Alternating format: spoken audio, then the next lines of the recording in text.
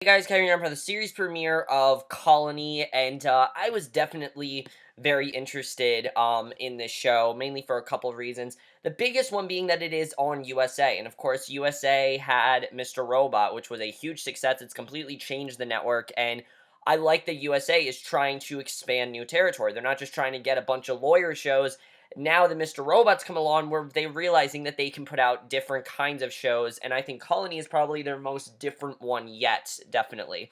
And that definitely interested me. However, I didn't really know if the show was going to be any good because of the fact that I've seen concepts of it a million times, and I didn't really know if it was going to be anything that great. But I have to say that this really surprised me. I really dug this series premiere for the most part. Now, does it have some clunky dialogue? Yes, there were some things that weren't perfect about it, but overall, I thought this was a really solid premiere. I definitely really loved it, and where we're headed, especially the ending, this could end up being a very, very good show. And let's just get into it because there's a lot to get into.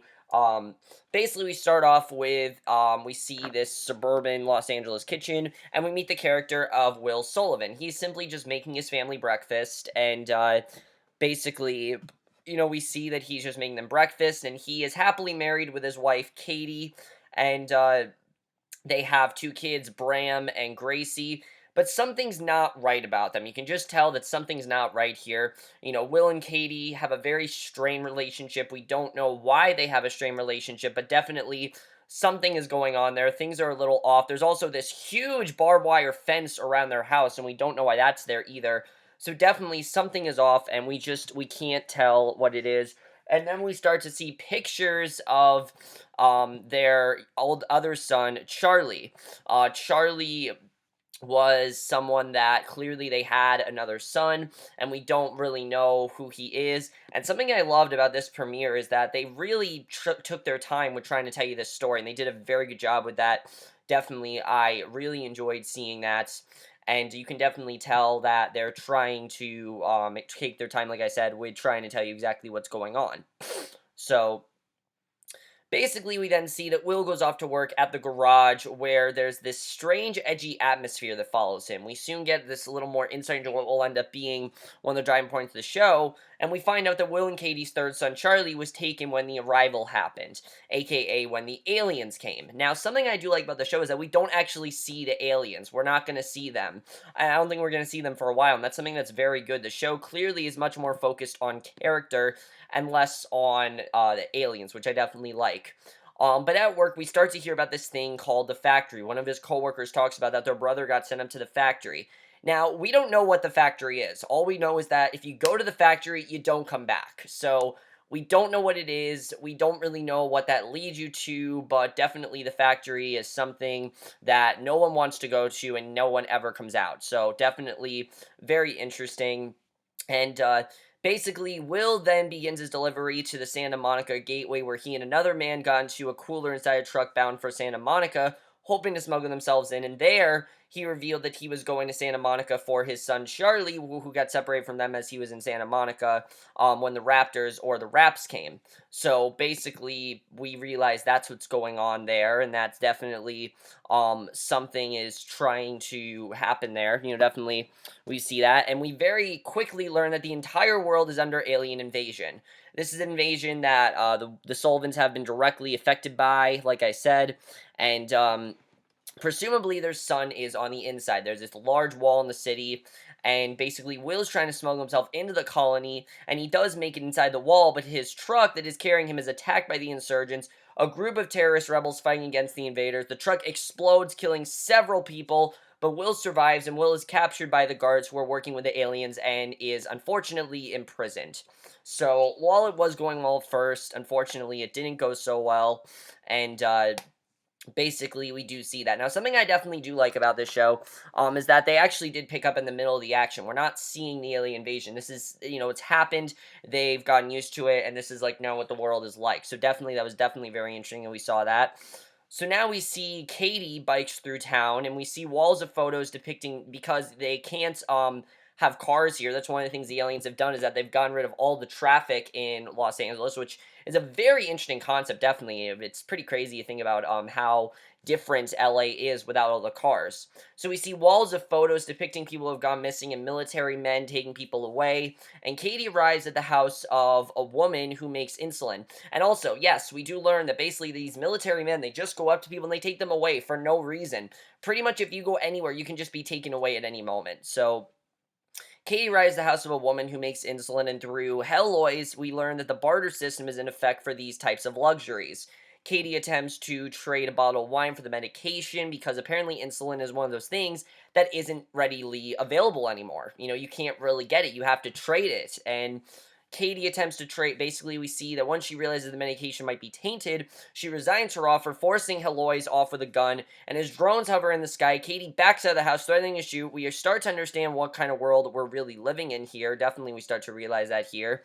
And basically, Will is not returning home. Katie can tell there's something going on. She does not know what it is, but she immediately worries because Will is never late. He's always there. He's never late, and she doesn't know why he's late. Definitely there's something going on there. We also get this very out of place scene with their son Bram. He tried to trade several of his oranges at school with his classmates before they got into trouble because of this school bully. And this scene, I don't know why it was in here. I really don't. It had nothing to do with the rest of the episode. And to me, it just seemed like they're trying to give this character development. And I understand that, but all we got with him in this one scene. So that to me just kind of fell out of place. I don't really know why we had that in here.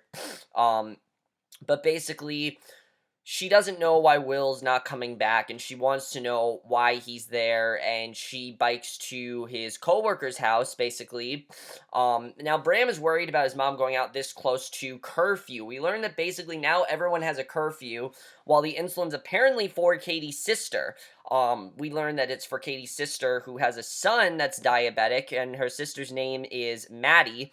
Her son is diabetic, and before Katie leaves to try to find her husband, she bikes to his coworker's house in the hopes of getting information, but the only thing that Carlos knows is that he went on a delivery earlier, and he's also equally terrified of Katie being out after curfew, mentioning if the drones catch her, she's in big trouble.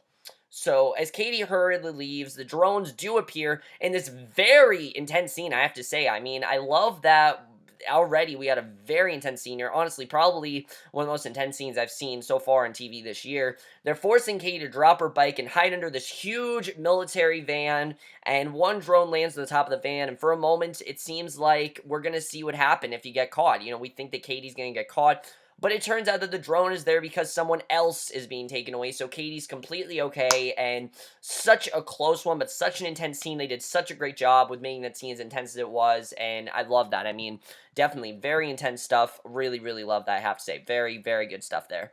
So, basically, we then see that she, obviously, doesn't really know what to do after this, so she turns to resistance fighter Broussard, and he doesn't have much to go off of it, but ends up being another source of casually dropped information, as we get the sense that Will has some kind of deep hidden past, the kind of past that you generally don't want people to know.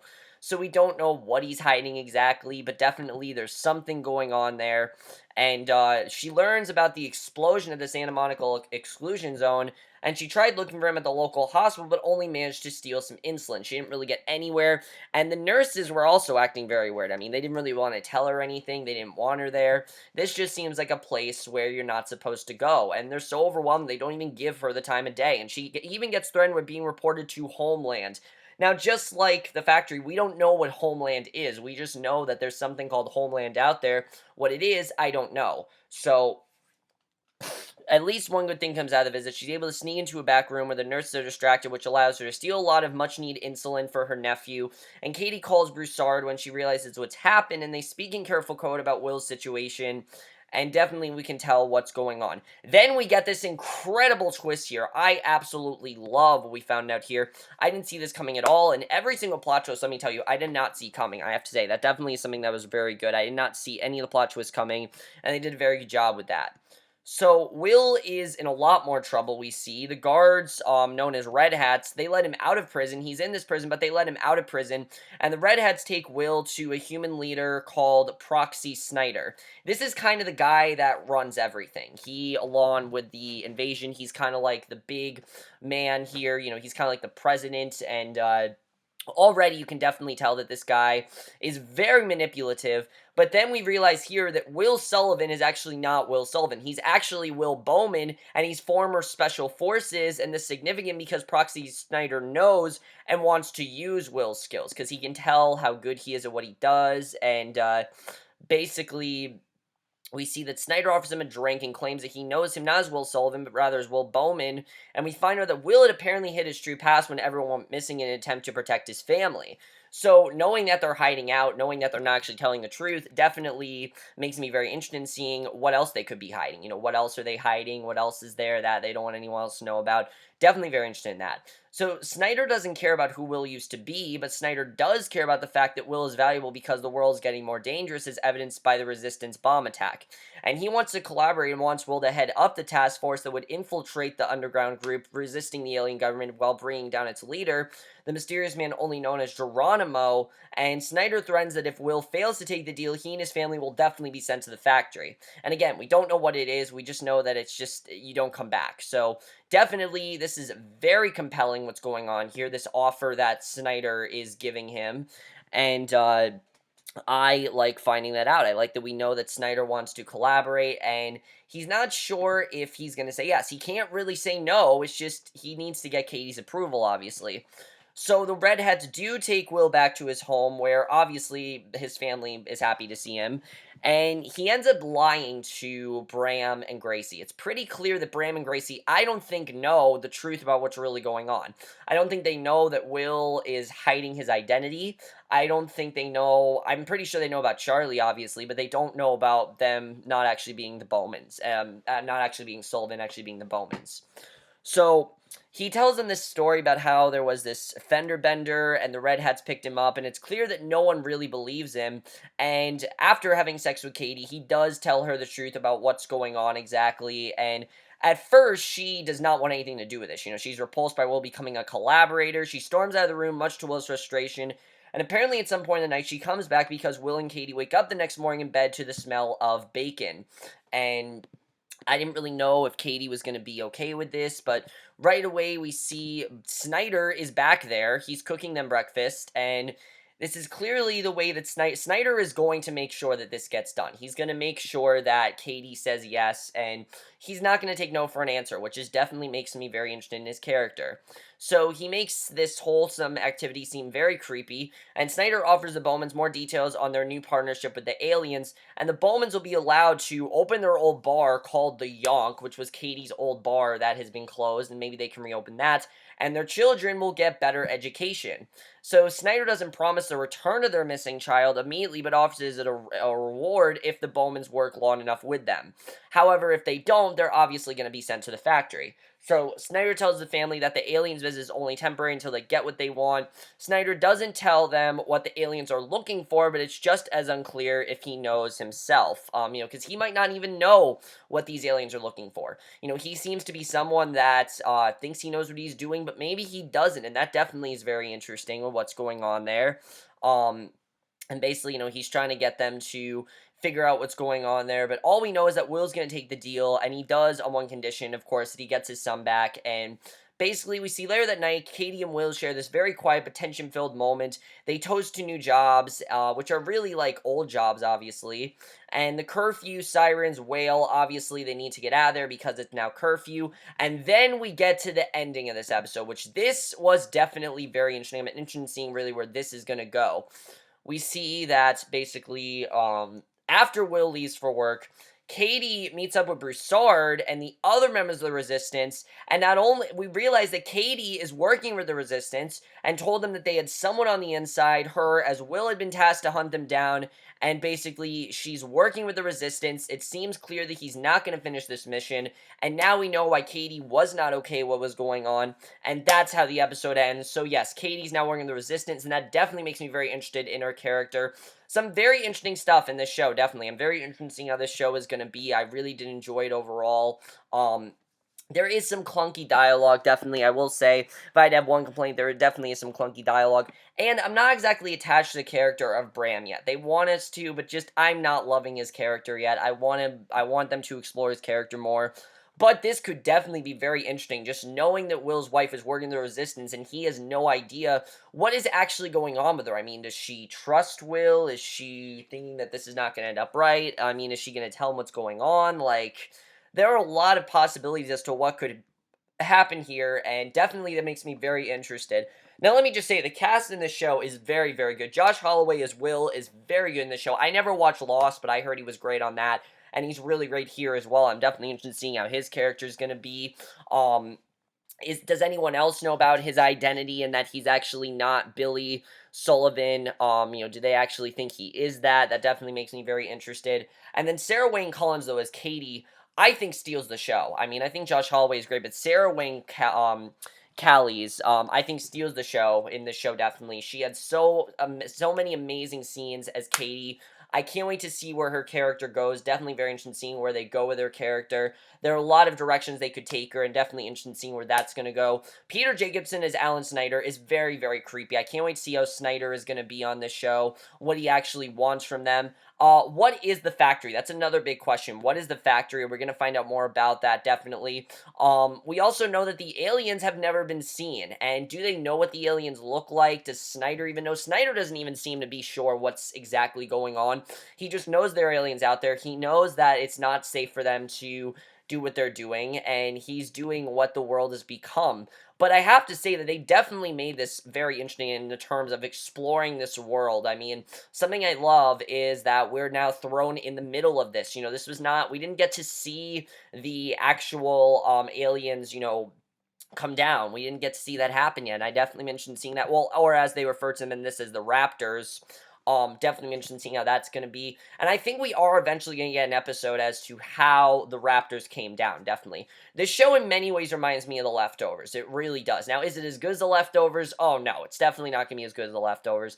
It reminds me of that in the sense that it's a concept that takes place now, but it's just very, very different. It's what if the world was like this?